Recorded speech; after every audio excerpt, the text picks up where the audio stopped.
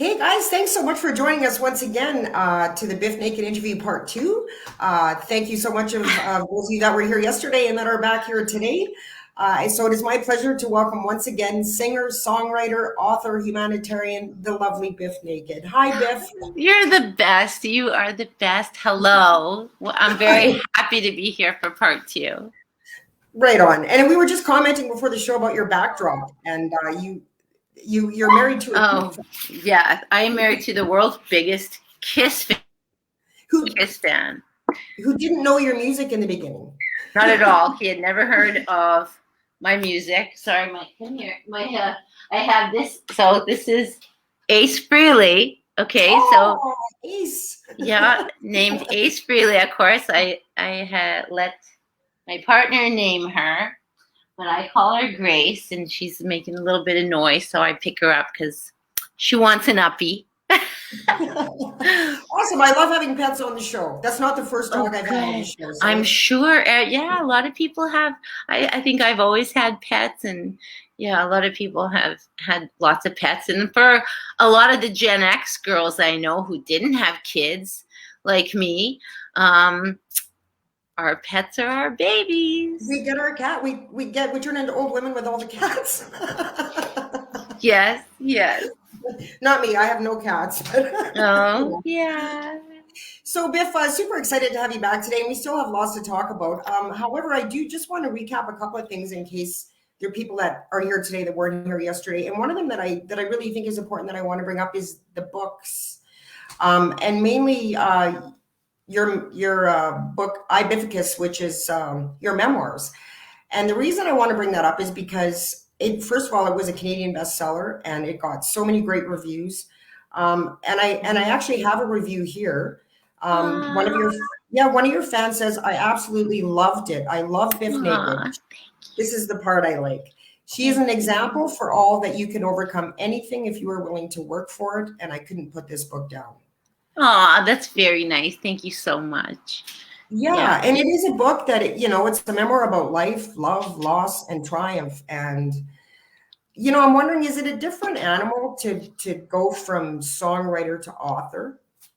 I didn't think it would be because my songs that I've always written have been pretty much autobiographical, Right. whether it was, even, hard topics to tackle. Back in the 90s, when I was first doing songwriting for albums, I put a song about sexual assault on my first record. I put a song about abortion on my second record. Girl on girl love, like just things that were what I had lived experience surrounding and that I had trauma about. So for me, I've always kind of been, I never kept any secrets. I always kind of just laid it all out there. So I assumed writing the memoir would be, really old hat for me, like nothing new, nothing revolutionary for me emotionally. And I was badgered into writing it by my manager of 30 years now. I've had one manager. I am loyal to a fault. I have never had more than one manager since Awesome. 1992. And he really said, you need to write a memoir. And I'm like, oh, sure. After I didn't croak from tit cancer, after I didn't croak from heart surgery or my divorce or whatever the case, sure, now they want me to write a memoir. But, reluctantly I did it. And I hand wrote it at first. It was over 200,000 words. When you work with a big publisher, they might be a little more cautious than I would have been. In a way, I think that they really kept me, on a good path for my book. That it wasn't just all trauma or all like violence or all these things. I think it was pretty balanced. I tried, I kill the pain with humor, like a lot of For people do. sure. So hopefully it was funny.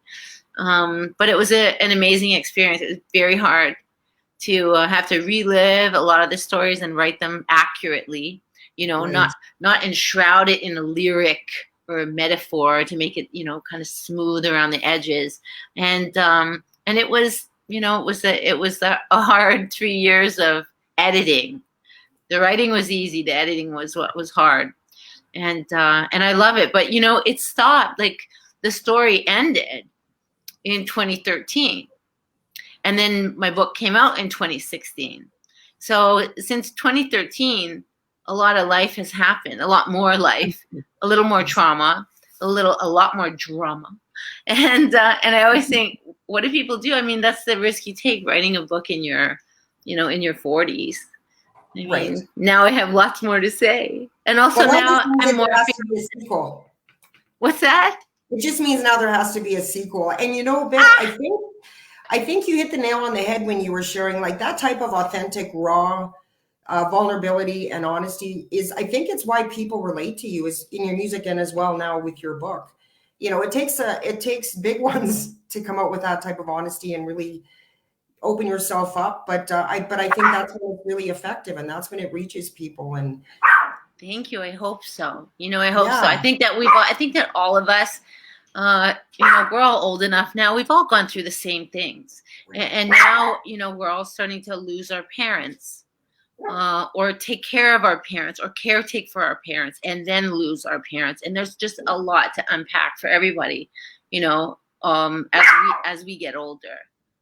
Right. Oh, absolutely. And there's another book that discusses, you are a breast cancer survivor. And there's also a book that discusses, navigating the Canadian healthcare system and navigating cancer. And and I just think it's awesome that you open yourself up. And I know that your motivation is to help people.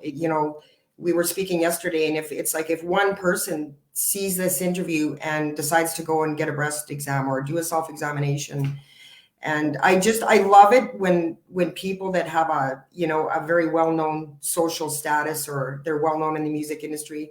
And I've had other guests on before, when they're willing to come forward and share their very private illnesses in hopes that it maybe helps one other person. So hats off to you for that.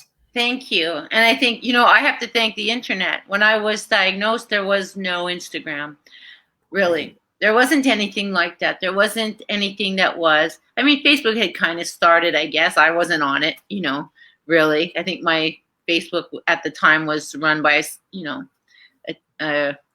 an administrative intern at one of the record labels, and they just let it go into pornography, which is, if you have the word naked in your name, ultimately that's what happens, especially back then. Right. And now I think it's easier for women.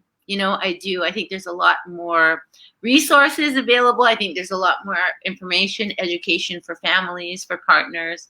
I just think the game is a little different now. In one way, I think it's easier. And in another way, of course, it's still hard. It still sucks. It's a hard topic. Yeah. Yeah. Perfect. And I want to get talking about your music here in a little bit, but I think I'm going to start answering some comments here, and because I think there's going to be a lot. So Darcy Tenorti says, he's just saying hello, Kelly and Biff. Ron Hockey is saying it's awesome to hear all of your stories, Biff. Thanks, guys. That's so nice. Yeah. And TL Neal, who's a good friend of mine, local musician, wants us to know that his appointment changed and he can actually tune in today now. So awesome. Jesse Metalman is just saying, right on, ladies. And thank you. Yeah, Biff, you have 11 studio albums out. And here's one thing that I absolutely love about you is your ability, which is not everybody has this ability, and it's a hard talent to have, but your ability to jump from one genre of music to another. We've got I Love Myself Today, which is, edgy and slightly aggressive and punky. And, and then there's Spaceman, which is an awesome dance tune. Mm-hmm.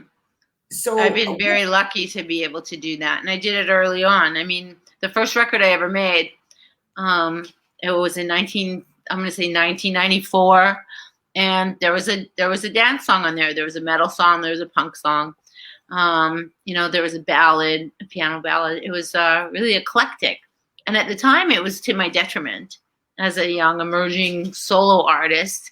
The record labels and the radio people were like, yeah, we don't know where to put this kid. She's got to pick something. This is kind of like all over the place. And, my punk rock buddies, basically accused me of defecting besides selling out and among other million, things I did wrong. And that was probably harder than anything because they were just like, this sucks. This is too light in the pants. This is like not who you are. And I thought, yeah, I think it is who every one of us is, because we're all, we were all kids in the 80s that listened to, we discovered DRI. We were listening to Ice-T. We were listening to Madonna. We were, listening to the Bangles. We were also listening to the Sex Pistols and the Clash. I mean, we had, the world was just opening up. And once, stuff like Jane's Addiction started to become popular, man, the sky was the limit. Red Hot Chili Peppers really blended that. Like, we were all skateboarders. It was like, it spoke to us. It really did. De La Soul is another, just monumental group that really, really affected us and sat with us. And it really definitely colored some of the stuff we were doing. 24/7 Spies. I mean, these were amazing artists that 10 years earlier probably wouldn't have had the success they did, but we were all, having our minds blown by this real variety of great music and great bands. And I think that as a result, most of us are fans of just about every single genre. Right. And what a great time for music it was, Yes. in the time that you just mentioned. And now that music is considered classic rock, and I still listen. Weird. I know, it makes me feel old. Yeah, it's weird. I know that I'm old and I laugh because it's funny, because all my girlfriends and I all laugh. I mean, because what are you going to do? We have to laugh at ourselves. Who knew? None of us expected to live this long. Right. We thought we'd be dead. Like, and here we are. Like, yeah, but we still want to ride our skateboards. Because we've never changed. Because we never change, and that's the thing. Our heart is always going to be the same. The same things are going to resonate with it. We're going to be into the same causes. And now, the world how it is now, we just have so much access to information, to groups, to different ideologies. I mean, it's really cool. It's cool to see how things have changed so much since all of us started developing our consciousness, when we were like 18, 17 or whatever. I mean, now it's just like the sky is always the limit. Right. And I love it too, Biff, because it's kind of a double-edged sword as far as pros and cons in the music industry, because of course, there isn't the amount of gigs and places to perform, especially for people that are just starting out. Back when I was on the road in the 80s and 90s, we lived on the road. We had no fixed address, and you couldn't swing a dead cat without hitting a gig, right? And it's not that way today. But on the other hand, on the positive side of the spectrum, we do have so many tools at our disposal. I mean, for example, to be able to just do this show, this would not have been a possibility in the 80s. Oh yeah, for sure. No, this is awesome. Yeah. So it's an interesting time. It really is. And we were discussing yesterday about how, even at this time in our lives, and I'm a little bit older than you are, but just how it's, we can just start a whole new chapter, and it's a different time than it was 30, in our parents' generation. When you were 40, you were done. You were, you were putting on your cardigan and gardening. And now it's so exciting because we can, when we get to a certain age and we have all that knowledge behind us now and all that wisdom and quite frankly, the balls to just do it. It's amazing. I mean, one of my girlfriends from grade 7, if you can imagine, one of my girlfriends from grade 7 had her first daughter at 50. Wow. And, they're having a great time. Now they have 2 kids, and they're like, because they're just, it's all about these kids, and it's like they're very blessed and lucky. But, we would never have thought that was something. I mean, even 20 years ago, we would have gone, that's kind of old, isn't it, to have it? But now it's like, you can do anything. You can keep going and keep doing anything you want to, as long as you are healthy enough to do something, you can do it. Absolutely. If you can dream it, you can do it. Eh? Yeah, absolutely. 100%. A few more comments here coming in. Steve Jensen is saying, hi, Biff and Kelly. Great work, both of you. Ah, thank Aw, you. thank you, Steve. Jay Mills, he says, I'm rediscovering, back to our conversation a minute ago, I'm rediscovering a ton of stuff from the 90s these days. Right on. Steve Jensen has a question. He says, I think Doug Fury is doing some gigs with you soon. Yes, he is. He will be doing the gigs with us. It's very, very exciting. I love playing with Doug. Of course, I've been playing with Doug since 1996. And we are just finished a record. We've made a new record called Champion. And it was Doug Fury, Steve Snake Allen, and myself. And I feel like I haven't wanted to do a studio record in years. I haven't wanted to. And ultimately you don't really need to. It's not like you're being driven to do it because of revenue that you need, or because of revenue that you need to put into the record company's pocket. It's a different world, and artists get to just be artists. And so we've made this record, and I gave the guys a deadline this year because we were going to put it out last year. And last year was, there was just so much going on. There was a racial uprising, a reckoning, an awakening. There was a pandemic that had just started at that time.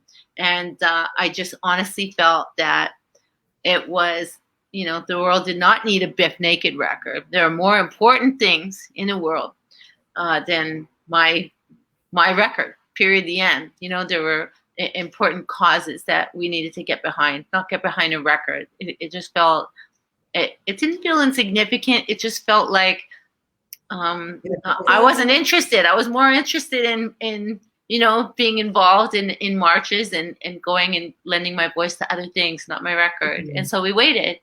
And as a result, now we're still tinkering with it.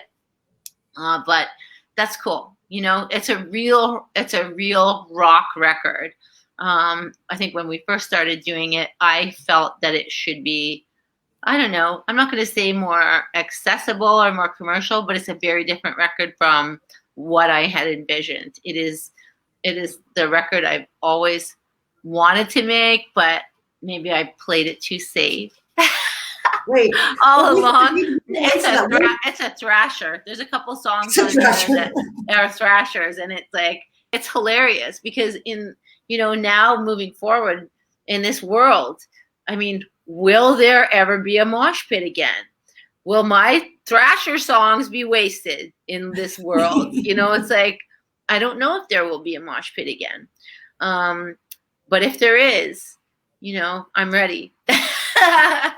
We start one at your show next Thursday in Calgary. I'll just bring some friends and we'll just start a mosh pit. Well, the thing, I don't know how it is. Like when we were in Alberta in the summer, we played in Edmonton, and of course the masks weren't mandatory yet. And I've been living in Ontario now for the last 3 years, and I live in as you can see, I'm at home. This is my home. We live in an apartment, and masks have been mandatory since the beginning of 2020, basically. We've always been in masks. I don't know any other way to be. I've never not gone out in a mask. And even, my manager last week in Vancouver was like, we're outside. Why are you in a mask? I'm like, I don't know. It's a habit. It's just a habit. And so, with the upcoming shows, for sure. I mean, people have to wear their masks. They have to be vaccinated. I mean, that's how it is, and that's the big bad world we live in. The whole band is vaccinated, twice. And what can I say? What can I say? It's a very you and I touched on it yesterday, but it is divisive and it's very polarizing. And that's cool. I mean, I get that. It's, life should be always a debate. Everybody should have their own opinions, for sure. I get that. However, when it comes to me personally having any doubts or qualms or fears about getting vaccinated, man, I did chemo and radiation. I have an implant in my heart. I'm probably already rotten. Like, do I really have fear of this vaccine? And my partner Snake is so funny because he argued with one of his buddies who said he didn't want to get the vaccine because he was worried about being tracked. Well, let me tell you, Snake is at home. He's very boring. He does not step away from the PS. So he always said, let them track me. They'll see me right here on the couch every damn day. And I'm like, you get off the couch. You're right. Yeah. So I don't know. I mean, hopefully, as time goes on, things will get better and people will stay healthy and people will stop getting sick. I mean, that's all we can hope for. Right. It's so out of control right now. And I agree with you, Biff, and I do really think it's important that, it is great that we all have our own different opinions on things and our own thoughts. And it's just so important to be respectful of other people's, right? Because the divisiveness that's starting over this is truthfully, especially in Alberta, is getting a little bit scary. And I mean, I think personally, the one thing I don't understand, and I hope I'm not going to get hate mail for saying this, but I don't understand the mentality of, I just don't like to be told what to do. Because what people aren't realizing is that now, in effect, as a result, you are being told what to do more than ever because of that decision. You are being told you can't go there. You are being told you can't eat here. You are being told you can't do that. Yeah. So, it's creating a whole new situation. But I think I just wish that people, just remain kind and respectful of others. Sure. It's a public health crisis. It is. That's the thing. So, I mean, opinions are one thing, but it's a public health crisis. So for me and for everyone in my family, I don't even know if I'm going to see my family when I'm in Winnipeg. My mother is 83 years old and, so far has managed to remain healthy.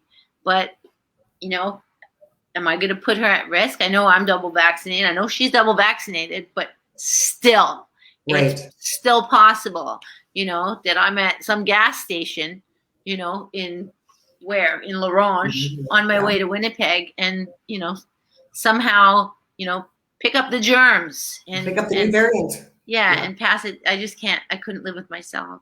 So, exactly. I mean, it's still very daunting, but, we're going to do everything in our power anyway to keep everybody else healthy and safe. Right. And to just keep the music going and to keep the shows going, because it's so important. I can't stress it enough. And we talked about this yesterday, Biff, that we need these live shows. We need the arts. We need music. I know I do personally more than ever. And yes, same. So something to keep in mind. So Steve Ricardo is commenting that Biff has had an awesome career, some amazing covers too over the years. Thanks, Steve. So Steve Jensen is commenting now back on Doug, and he's saying that Doug is a great guy. Yeah, fantastic human being. I think he's actually running a marathon down in London, Ontario today. No lie. I think today's his day, his run. He's doing a big run today. So, and that's incredible when you think about it. I mean, let's just put it this way. When I started playing with Doug, everyone was 25. And now he's running a marathon. So, I mean, yeah, you can be even more invincible as you go through life if you set your mind to it. Right. While we're talking about Doug, do you want to just go ahead, Biff, and just tell us your lineup, just for the viewers that might not know who your band is? Well, there's always we have. It's weird being a solo artist, and always was, because I came from bands, right. And so being a solo artist, basically. You kind of have to beg your friends to play with you. That's how it always happens. You really have to beg, though. Well, I mean, over the years, that's how it is. And of course, my guitar player is Steve Snake Allen. Doug Fury will be on bass for these shows, and Chico Miss O'Malley will be on drums. I started playing in a band with Chico called Dying to Be Violent in 1990. I'm going to say 93 in Vancouver. We laugh now because we can still hear the prog rock of that band in our heads, and we laugh. Yeah, it's been really great. It's been really great. We often had Ferdy Bellin playing bass with us, but he is working on the Armand Theatre in Cranbrook, British Columbia, which is an amazing undertaking that these guys are doing. They're restoring this theater and making it a world-class venue. So they need him more. So yeah, Ferdy's there. And yeah, you know, we always have a lot of fun in the live shows. It's a killer lineup. These guys are mean and nasty on stage, and I love playing with them. Although I did trip backwards over Snake in North Bay when we played with Serena Ryder 2 weeks ago, because there was a runway. It was for North Bay Pride, and there was a runway. And as I was going backwards, I'm pretty sure it was during Tango Shoes. Well, there's Snake doing his, like, you know, playing his cracked mirror Paul Stanley guitar, and there's me, butt over tea kettle, totally tripped. Oh, no. I broke my wrist last summer. I don't actually know how I didn't break it on stage. I'm very happy that I didn't break that bone on stage. But we'll see. We'll see if I fall again, which is always possible. It's always a thing, and well, we hope that doesn't happen again. And so once again, guys, you can catch Biff in the amazing lineup she just told you about Thursday on the 7th for sure in Calgary at the Grey Eagle Resort. Bring your masks and bring your passport.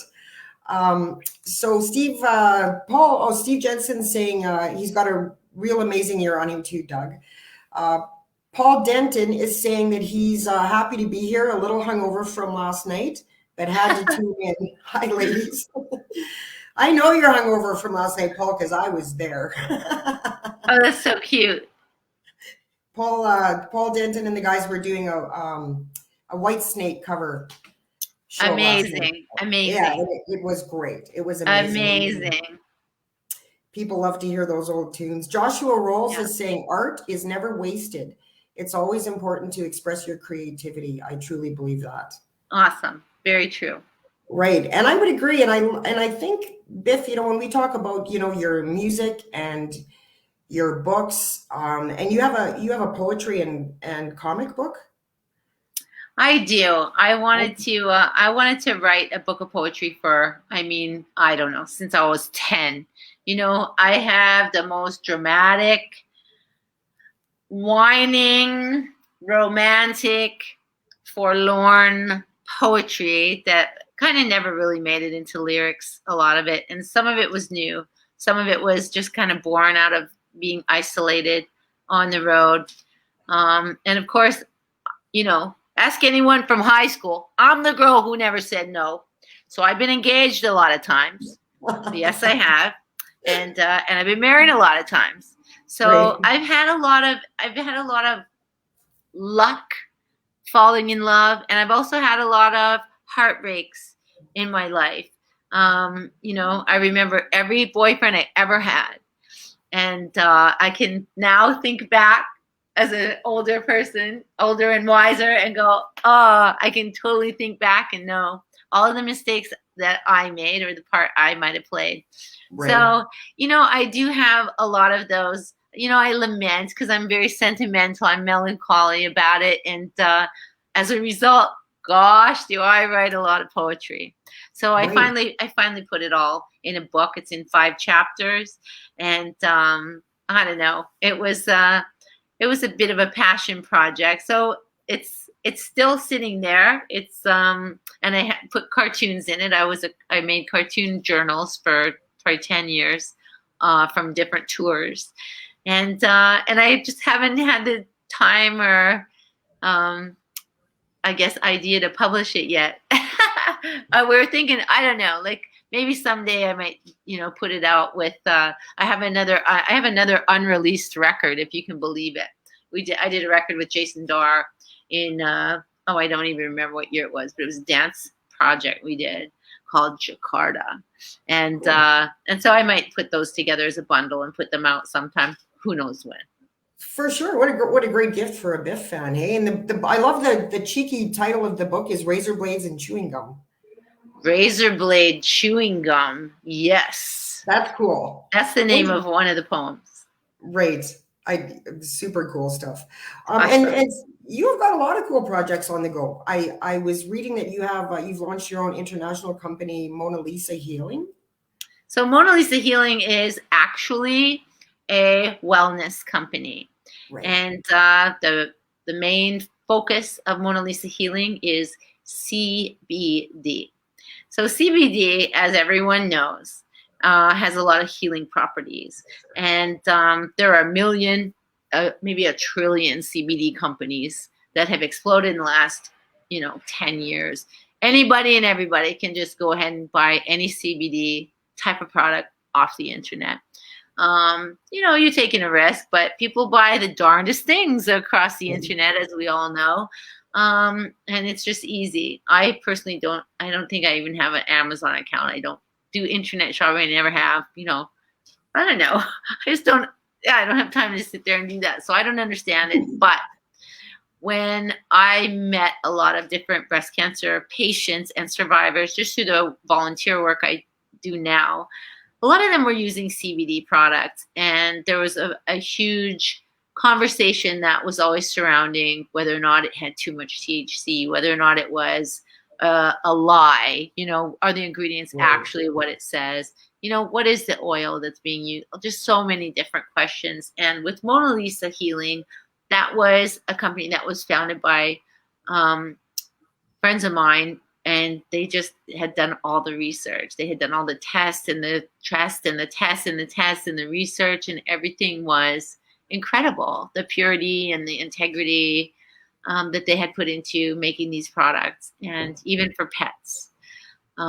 Which for me was, I had lost 2 dogs before. I had a Bichon and a Maltese. My Maltese lived till he was 17. So, in hindsight, I wish that I would have had CBD for him. I think it would have helped him a lot. He had a collapsed trachea. He had Cushing's. He had so many different issues. And I just think it would have helped him. And my Bichon had arthritis. And she had about, it sounds technical, but she had about 8 different disc fenestrations in her spine. Long story. She recovered miraculously every time, but another disc would surely go eventually. She just had, this disc disease, degenerative disc disease, and I know CBD would have helped her. Oh, for sure. So, with Mona Lisa, I'm very proud of the company. Very proud of the company. I am not proud of Health Canada. Health Canada is they're like the principal's office in a way in my life, because they have a lot of different hoops that they require you to jump through, and some of it's kind of silly, and they really stalled on some of the legislature that was supposed to be pushed through. CBD is a food supplement. It is not always cannabis. It's not always a cannabis product. So unfortunately, again, other things took center stage, like the pandemic. And so many of these different legislations that we're supposed to go through did stall in the last year. So, I'm very hopeful because I know that I do believe so much in the product. I was a straight edge. I was a vegan. I didn't want to put anything crazy in my body. But I found that the isolate, the CBD didn't affect me. It didn't have THC in it. It was very healthy. Just I could talk about it for hours. But MonaLisaHealing.com if you want to learn anything more about it. And there's the internet is full of lots of information about CBD and the benefits that it has for people. So, I encourage everybody to go explore it, read up about it. And again, all of our parents are getting older. And I know with, my mom is a senior. We're all getting older, with my broken wrist. It's really helped me with that. I have a friend who sleeps better. I have friends who have anxiety. A million reasons why you should just check any CBD out, any product. Right. It almost sounds like they should just put it in the water supply. I think well, it's possible. Right. Well, great. So check that out, MonaLisa.com. We're getting a couple of questions and I'd like to get to here, Biff, if that's okay. So TL Neal wants to know whatever happened to Gail Greenwood. Oh, Gail Greenwood is down in Rhode Island making music with Belly. Gail Greenwood plays in Band of Their Own, which does charity performances down in Boston and Chicago. And Greenwood has never stopped playing. They have another project called Benny Sizzler, which you have to check out. But Belly has just released on vinyl their Bees album. Belly Dove. Dove was the last big record they did. They did a big tour. And yeah, Gail is still my mentor and best friend. Rocking. No one rocks harder than Gail. I will never be as cool ever as Gail. So go check out Belly. I think that I think their handle is like Belly the Band, Right. on Facebook and Instagram and stuff. But yeah, go check them out and check out their record, Dove. Beautiful record, beautiful, beautiful record. Perfect. Well, there you go, TL. That's a great answer for you. And so Lee Canfield, love Lee Canfield. He's such a huge supporter of the show, and he's a musician out of Edmonton, and he's just the nicest guy you'll ever meet. And he says, Wonderful. and you know what he says about you? Kind of what I just said about him. You just gotta love Biff. Just a gem she is indeedy. Aw, very nice. Thank you. Everybody's so nice. Oh, my viewers are the best. They really I'm so fortunate to have them all, and I just love them. Shauna Lorraine, who was here yesterday, said, and she had this question that she all week she's been wanting to make sure I didn't forget to ask you. So she's saying, what sort of mindset or prep do you do, Biff, before you go on stage? So how do you get psyched? It's not hard because I have a great group of friends that I tour with, and they're silly. They're silly, and we're being silly, and we're getting ready and stuff like that. So there's always lots of jokes.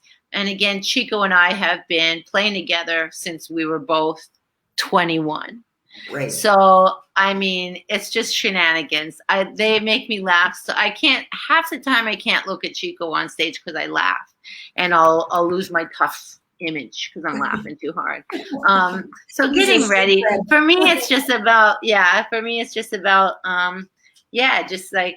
just getting ready for the show. I don't usually do a bunch of stretches or vocal warm-ups. I used to when I was younger. And then I realized when you do lots of radio interviews and press and stuff, for me anyway, I'm using my voice all day long. I'm chatty, and I'm always chatting. And I mean, my voice is always warmed up. And when I was young, I used to warm up my voice before the show and blow my voice, warming it up. And so I had to learn over time, what worked for me. So I don't have any rituals like that. My only ritual is kind of, joking around with the band and stuff backstage and getting ready. We all kind of get ready together and stuff like that. Get our work clothes, put our work uniform on, right, and stuff like that. It's just huge camaraderie, and it's the best. It's just the best job in the world. It's just, I can't believe that I am still doing this. My first show was, I don't know. My first show was like 1988, when I was just a wee lass. I was just like, I was like just the young thing. And I got to go on tour, and I've never not toured, and I've never not done this. I've never not done this. And I always said, if I can pay the rent and feed the dogs, I'm happy. I don't care. My car just died. My car died on the Gardner Expressway. I think I was whining about it yesterday because I had Snake's Jeep. And I'm not good at the Jeep. I don't know about the Jeep Wave. People were waving I didn't know about the Jeep Wave. I'm so sorry, Jeep people. I didn't know. So I'm in his Jeep, and it's very different from my little hatchback that I had. I had a little silver Volvo hatchback that I've had since 2008. Okay, this is like my man. I'm loyal to a fault. I don't like shiny new cars, nothing like that. I had a reliable, good running car. And then, I don't know if you guys know anything about Volvos, but they have like octopus hoses, all these hoses. And one hose blew and filled my engine full of water, including every corner of that engine, the gasket, everything. And it just stopped working. It just shut off in the middle of in the freeway. So it went to heaven, and now I just think I'm done. I'm not going to get another car. That's I love that you said the car went to heaven. And Biff, I really think we were talking about this yesterday.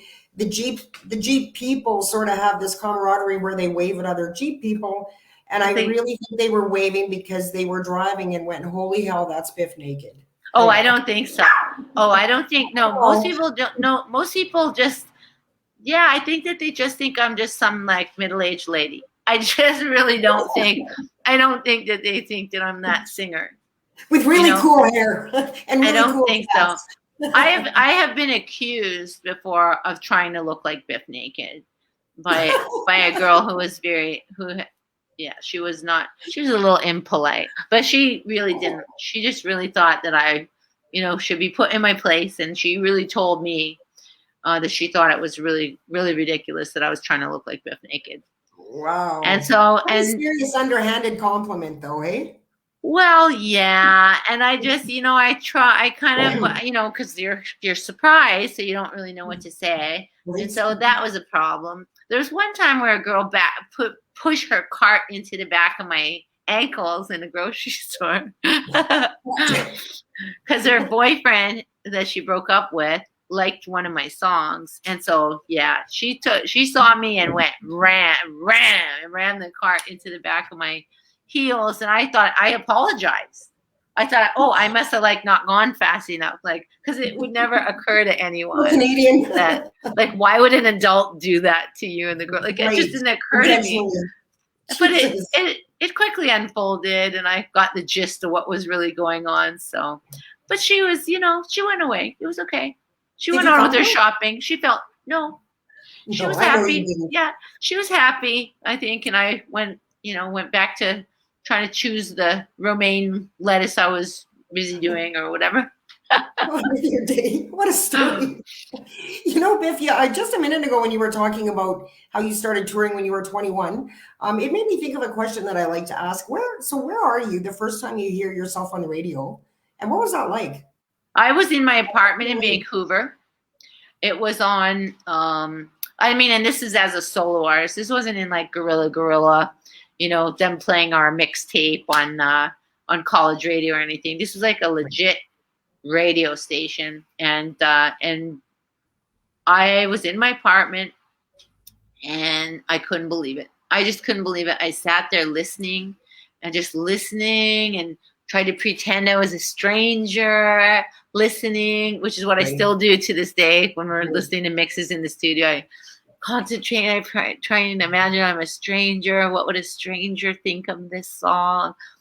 But yeah, it was just really so neat. It was 1994, and it was so neat. It was so cool. I loved it. It was so neat. It was so much fun. It's surreal almost, I would imagine, hey? It's just really neat. Like it's Yeah. just really awesome, and obviously it makes me smile because I like listening to the song. Right. Even if my sister was playing it in her car, I would still think it was neat. Or even if we were just listening to a mix. I like music. I like listening to if I like a song, I like it. Whether it's Kylie Minogue, Metallica, or Spaceman. I like it all. I like it all. Right. Awesome. Biff, so you had so many things to talk about with you. We could have a 6-hour show and never run out of time. I know you have a busy day today. You have a lot going on. But I do want to ask, so I wanted to mention, actually, you received an honorary doctorate from the University of Fraser Valley. I did. Which is a really cool accolade. My question to you is, and I'm referring to, awards and accolades like this or personal, what would you say has been to date your biggest reward in life? Gosh, that's a great question. I think honestly, to have my dad when he was still alive, see me on a Tonight Show with Jay Leno, get to sit on the couch and tell Jay Leno that my dad was a dentist and that he loved fishing. And then I got my lip pierced, and my dad would make fun of that I got in a fishing accident. I was able to tell Jay Leno that story, and I knew my dad was watching. And I could have died happy. I could have died happy the next day. Like, that was it. I just think that I will never stop being that 8-year-old kid that just wants to impress her parents. And you know, Right. I'm lucky. I still have my mom, and I still have my birth mom.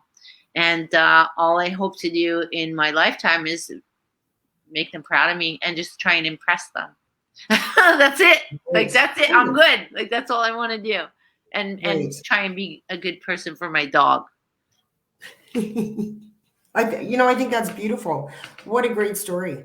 Like, what a great story. And I think you're right. I think we never stop wanting to, I don't want to say approval, but Yeah. we never want our family to stop being proud of us. And Jay Leno, that's wow, what a great story that is.